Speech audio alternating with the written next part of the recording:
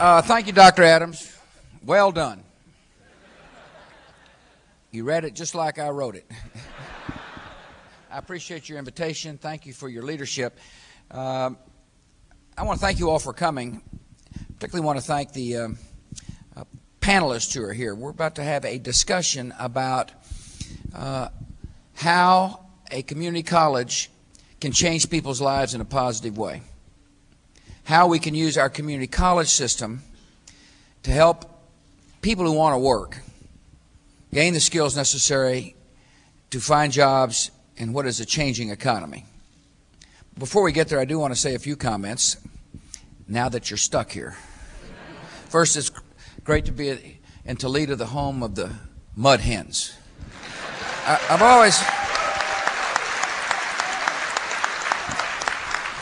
always been intrigued by the nickname the Mud Hens.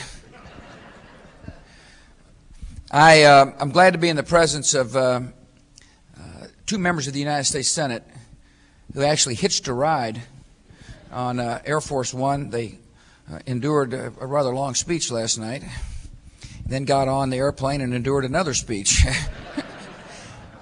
And that would be Senator George Voinovich and Senator Mike DeWine. I want to thank you for coming. There they are, yeah.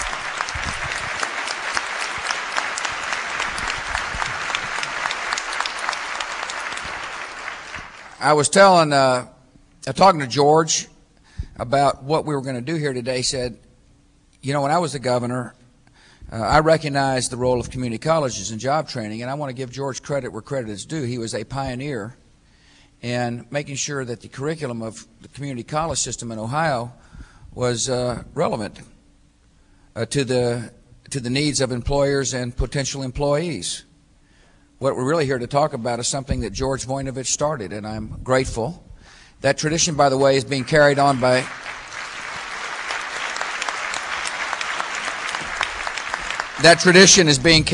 your current governor, Governor Bob Taft. I'm honored you're here, Governor. Thank you for coming.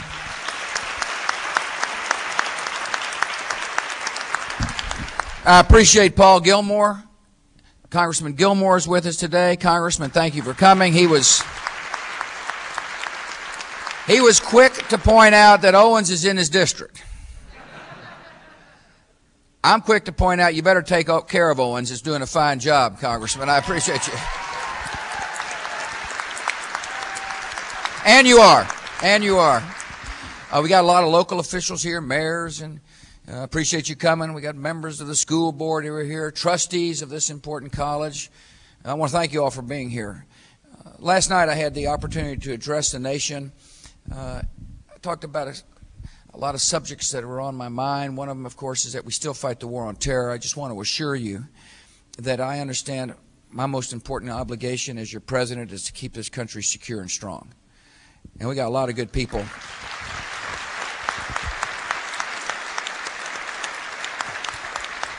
And there are a lot of really good people working on your behalf, whether it be people in the Homeland Security Department, and thank you for training people for the Homeland Security Department, local police, local firefighters, or the brave men and women who wear a uniform, all of whom understand the solemn obligation to protect the people. We will never forget the lessons of September the 11th.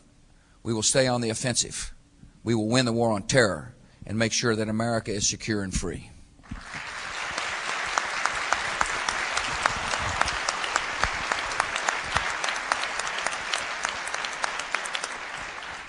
I see local officers here. It is very important that we provide law enforcement with the tools necessary to fight and win this war. I called for the renewal of the Patriot Act. I want to tell you why. It is important that we be able to share information at the federal level. It's important we have the authority to be able to seize assets. These tools in the Patriot Act, most of the tools we have been using for years against embezzlers or criminals. We're at war. It seems like to me it is logical that we apply tools that we've used to catch embezzlers to be able to catch terrorists. The Congress needs to renew the Patriot Act so we can win the war on terror and secure the homeland.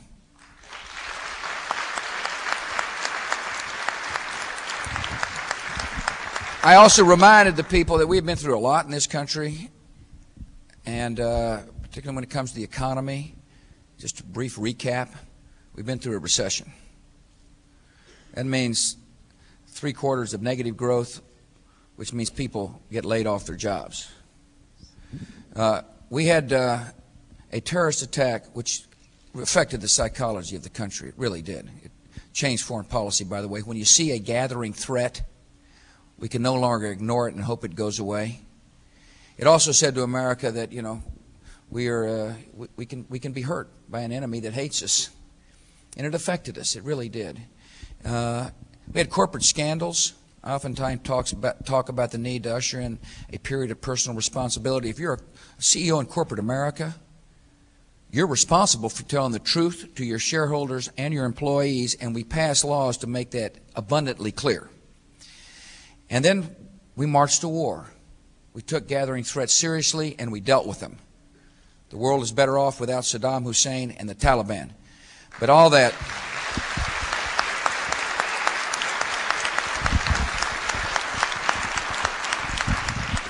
The march to war affected our psychology and confidence.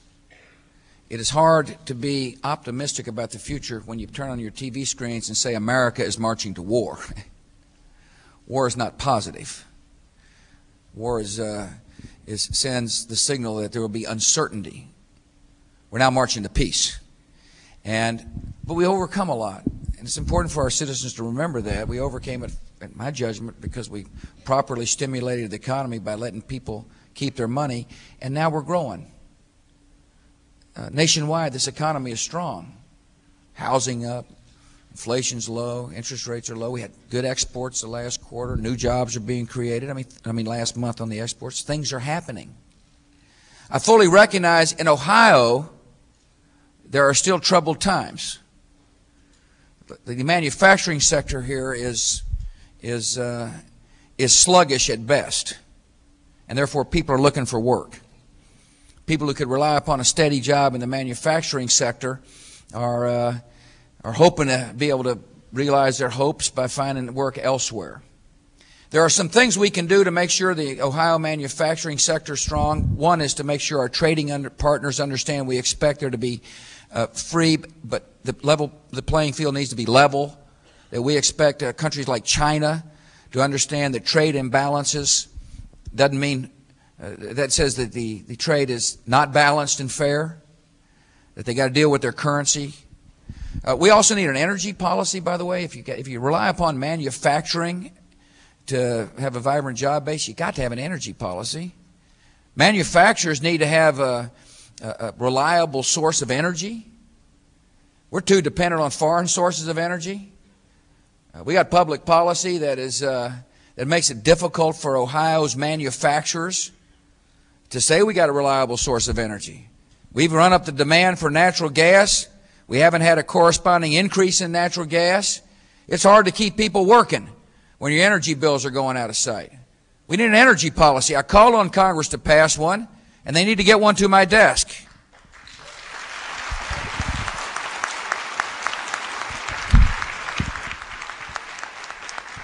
One other issue that makes it hard for people to stay working in certain industries is that we got a problem with medical liability. There are junk and frivolous lawsuits which are running good docs out of business. Now look, any doctor who is a bad doc and deserves to be held to a task. But you can't have a system where people just file lawsuit after lawsuit after lawsuit fishing for a rich settlement, because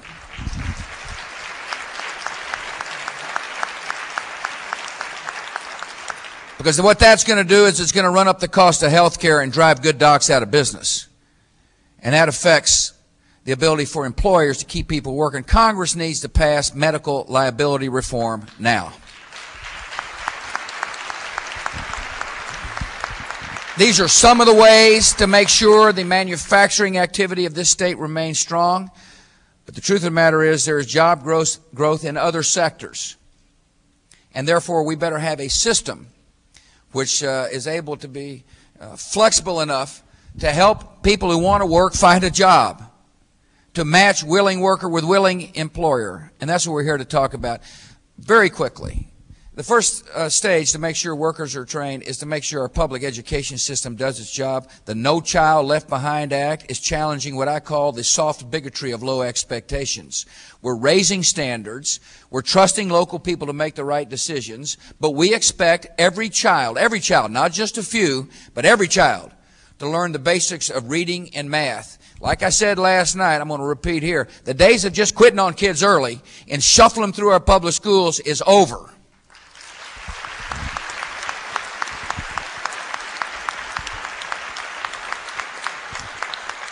The ability for these community colleges to do their job means we better have people coming out of high school who can read and write and add and subtract. The best place to start is early. And we're starting early now in America. We're testing to make sure we figure out who needs extra help. And the federal government is increasing federal spending, particularly on Title I students, in dramatic fashion. I also think we need to spend additional money for kids in high school. You see, there's a learning gap. With the accountability systems are late in arriving in certain places, and therefore some kids have been shuffled through. Well, last night I didn't specify what I meant, but I'll tell you right now what I meant. I think we need to spend an additional $100 million for high school and intermediate reading programs. We want these kids at least reading when they're coming out of high school, and you've got to be honest about it. And these presidents of these community colleges will tell you, sometimes they're getting kids out of high school that can't read. And that's a shame. And that's not right. And we can focus extra resources there. We need people who are more steeped in math and sciences. And therefore, it's important for us to encourage scientists and mathematicians to teach part-time, and to make sure our teachers are properly trained in the math and sciences so they can impart knowledge that is necessary for kids to have a bright future. We've got extra teacher training money, about $120 million a year. I think we need to have more advanced placement programs in low-income schools to encourage rigorous curriculum for all students. See, if you're challenging the soft bigotry of low expectations, you believe every child can learn. And therefore, we ought to be raising that bar for all students. And so we've got money in the budget, $28 million to encourage advanced placement programs to go into neighborhoods that have not had the benefit of an advanced placement program. And then to coincide that, I think we ought to have increased Pell Grants for students who qualify and take rigorous curriculum. And that would be Pell Grants of up to $1,000 additional money.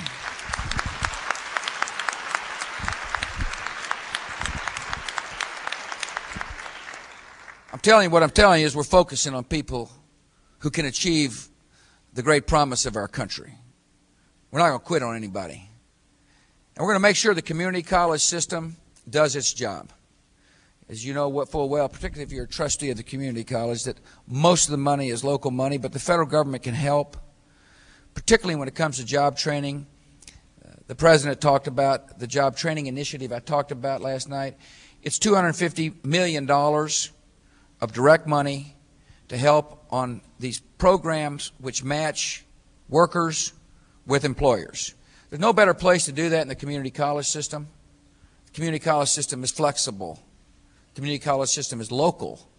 The community college system accepts input. And that's what we're here to talk about. It's very important for people who are listening to this conversation that if you're running a community college, I want you to pay attention to what Owens has done. And as importantly, if you're somebody out there who doesn't see a bright tomorrow, listen to the two students. They may look old to be students, but nobody's too old to be a student.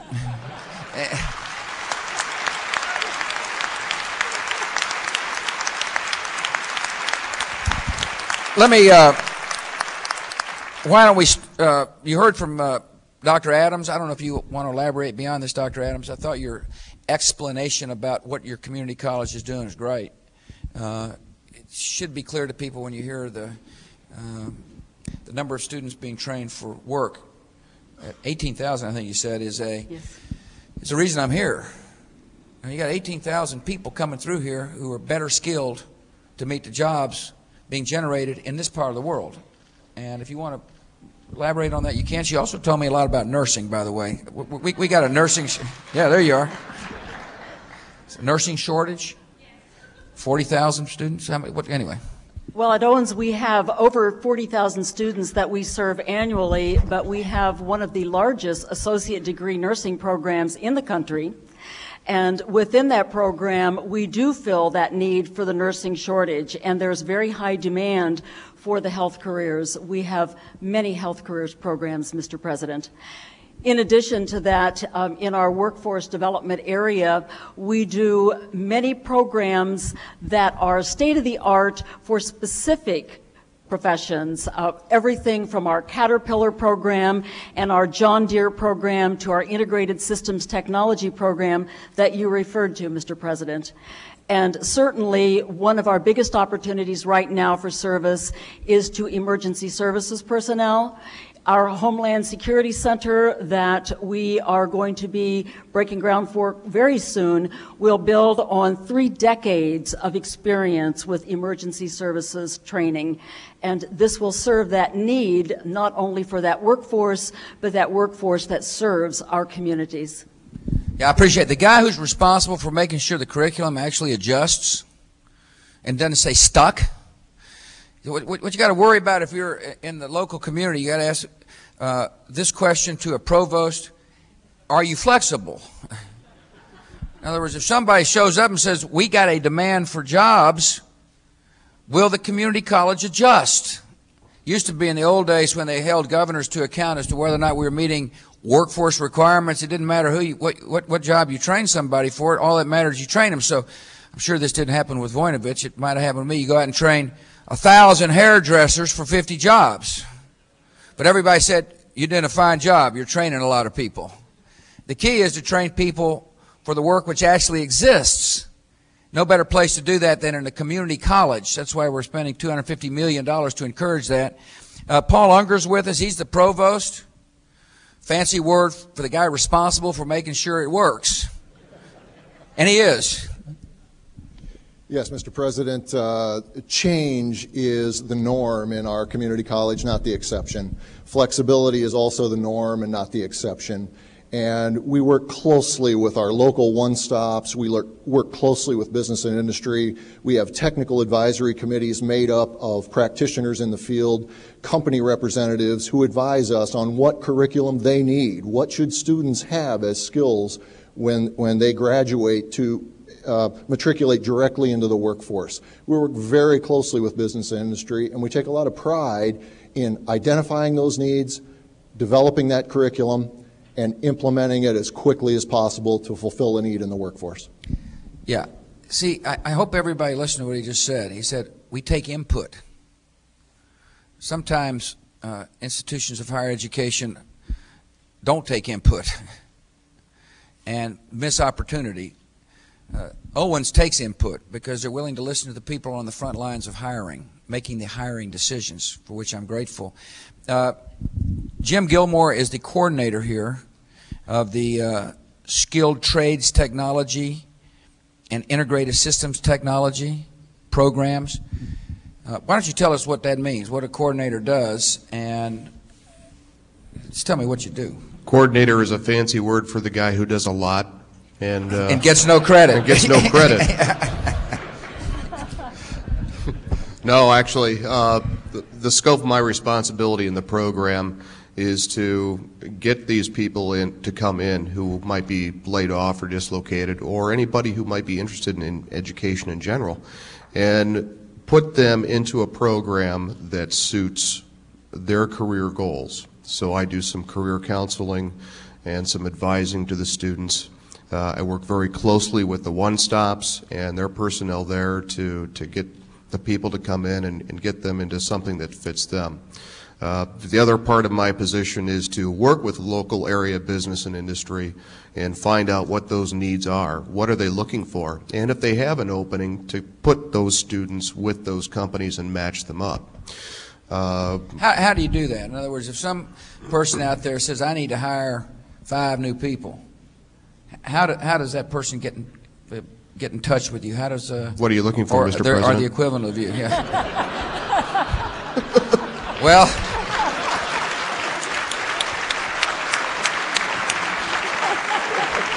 I'm trying to think of a cute answer.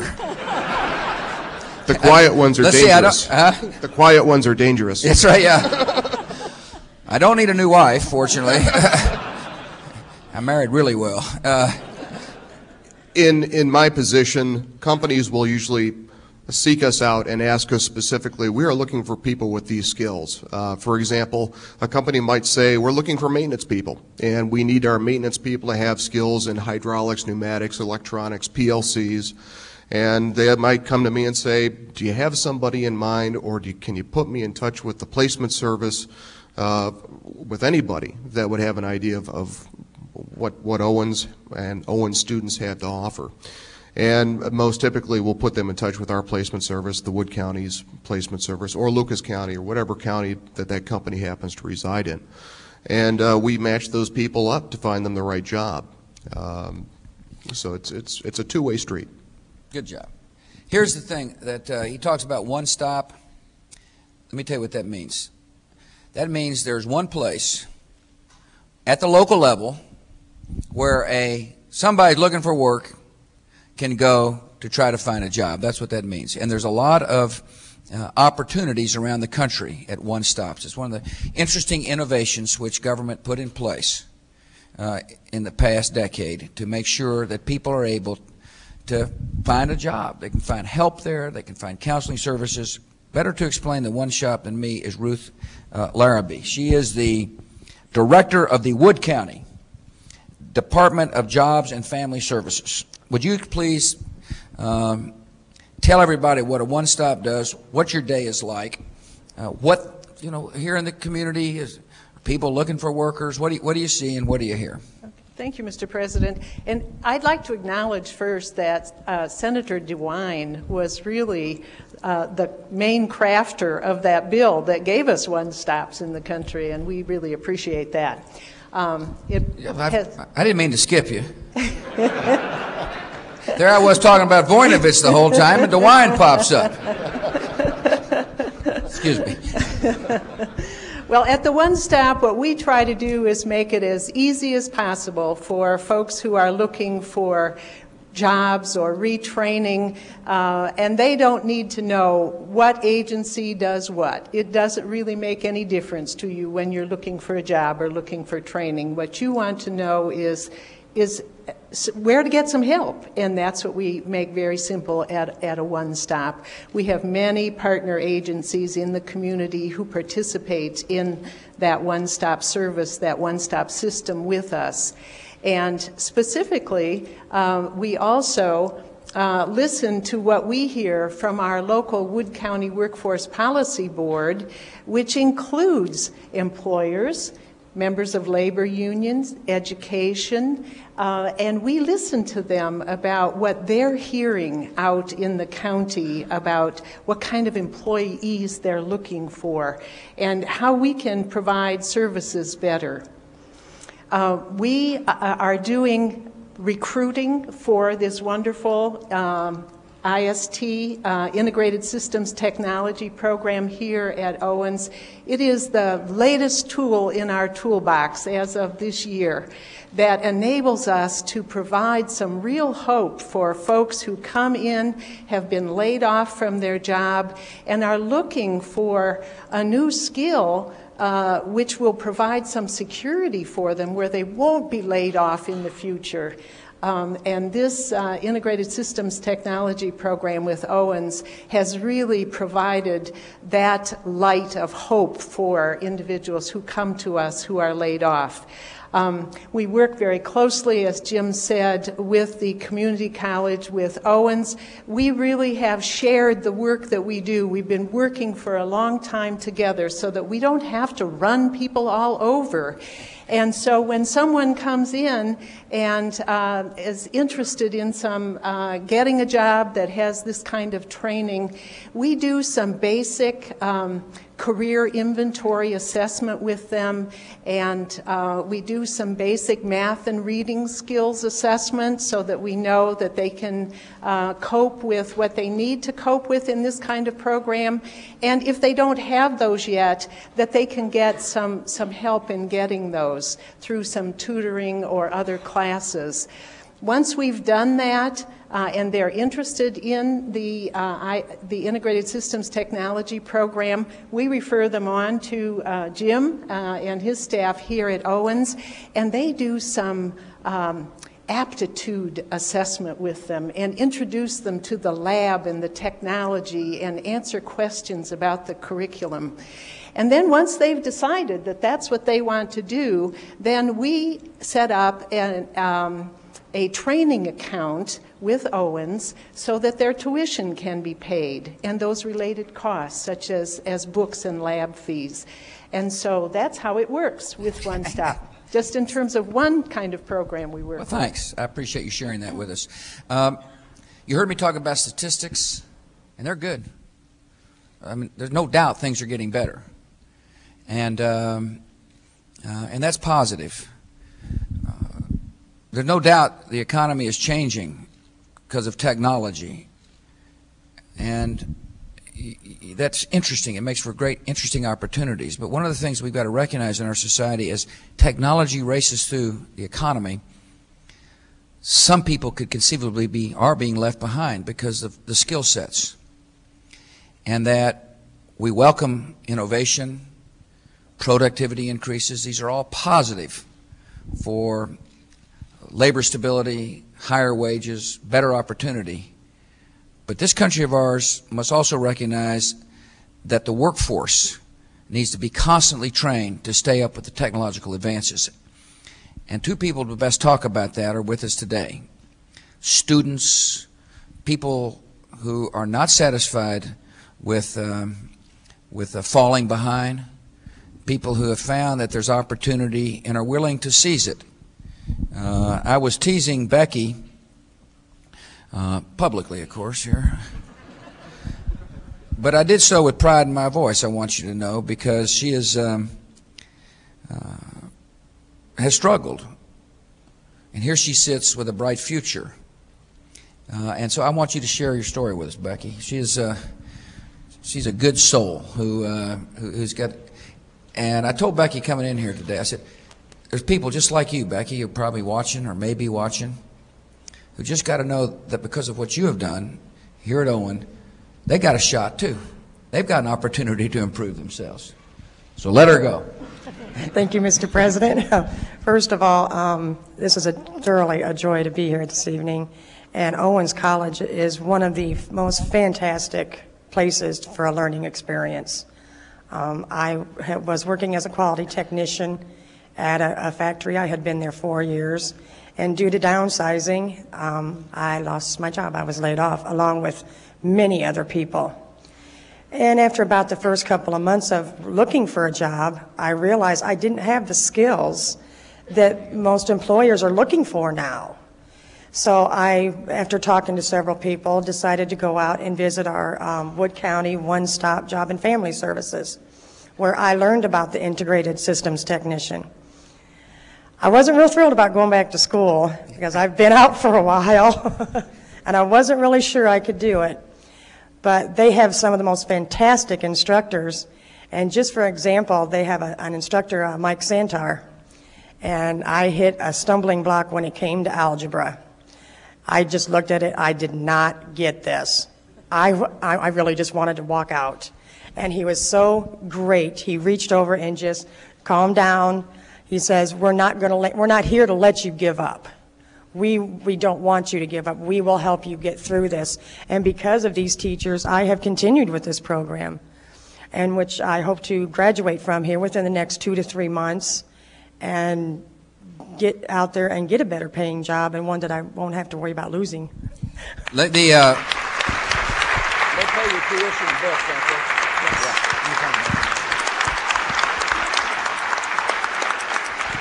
This good soul says, I've got a skill set, I need to upgrade it. That the world is changing, I need to change with it. You know, community colleges need to change, but people also have got to make the conscious decision to seize opportunity, to see a brighter future. That's what I love about Becky's story. She could have just said, well, I quit. But she didn't. She found opportunity. And see, some of people may be out there wondering whether or not this was affordable, you know, whether or not there's any help And why don't you tell us, Becky, what you found? I found when I went out to the One Stop that the tuition was available, and they pay for your tuition, they pay for your books. The only thing they don't pay for is your time. That's honest. Yeah, that's good. Let me ask you this question. Is it worth it? Very much so. Very much so. There you go.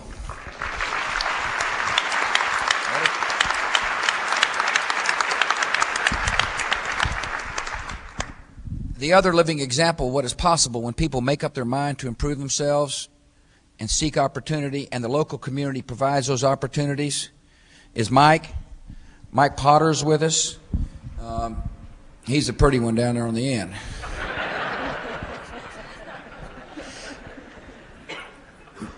I asked Mike to share his story with you because I think you'll find it interesting. I think anybody who wonders whether or not they can learn a new skill should listen to what Mike has to say. Mike, why don't you let her go? Thank you, Mr. President. To start off, I hope this gives other people in the same position that I was in hope for a brighter future, because it definitely has me. I worked in a factory for 9 years, and towards the end of 2002, they announced that they'd be closing because of everything. Business was really slow. At the time, I didn't know what I was going to do. I was taking a few classes at Owens, but I still wasn't ready to go out and say, hey, I can do this for a company. I came across the program after my plant had shut down. I came across the program, the IST program, and I went and talked to Jim, and they're really supportive of the whole thing. The instructors, everybody, it gets you well prepared. It's a great program, and it actually got me a much better paying job, better job in general conditions and everything. It's at a place called Oracle Packaging. I'd like to thank everybody for the smooth transition from one job to another. How long did it take? I mean, you're laid off, you come here, how long did it take you to get prepared to be ready for the new kind of job, the higher paying job? Because frankly, he was more productive as a worker. He had the skills necessary to fit into the changing economy. How long were you here for? No one. The program, actually, it's a self-paced program. It's an excellent program for anybody that doesn't have much trouble with, that has trouble with bookwork. I'm sorry. It's a hands-on, self-paced, and that's what was a great part. And it actually took me probably about maybe 3 or 4 months to finish the program. So it's not a lifetime. No, not at all. I mean, you're able to come in, move quickly, get some skills, and all of a sudden somebody says, I love his attitude. He's a hard worker, and he's got the skill sets necessary to fit into this new workforce. That's what people need to know. Everything's changing. People don't just want to see a person with just one skill anymore. They want several skills, and that's what the IST program offers. That's good. Thanks for sharing. You did a great job. Thank you. For sharing your story. That I'm sure was a nerve-wracking experience. Thinking about coming here. Look at all those cameras. We got another mentor with us today. Bruce Vanasacker's with us. He came out to the airport to meet me, and it's an interesting idea he's doing. He has started what's called First Robotics, that teaches and inspires young people to be interested in the sciences. And that's important. Science and engineering and mathematics are all essential, and as we head into the 21st century. I appreciate Bruce coming because it gives me a chance to remind people here and in Toledo and around the state of Ohio and the country that the true strength of the country lies in the hearts and souls of our fellow citizens. That we're a mighty military country, we'll stay that way in order to keep the peace. That we've got, wealth and compared to other countries, and that's good. But the true strength can be found in neighborhoods where people have decided to mentor a child, to teach a person to read or write, to love the homeless, to help feed the hungry. Bruce is with us. Bruce, thank you for coming. You might stand up right quick.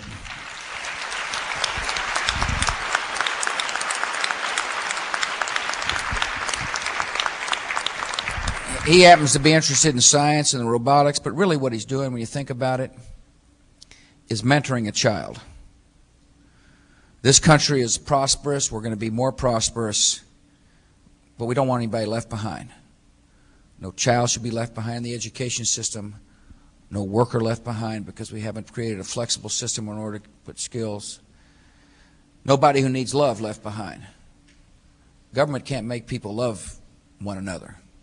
But we darn sure can encourage people who love to reach out to a neighbor in need.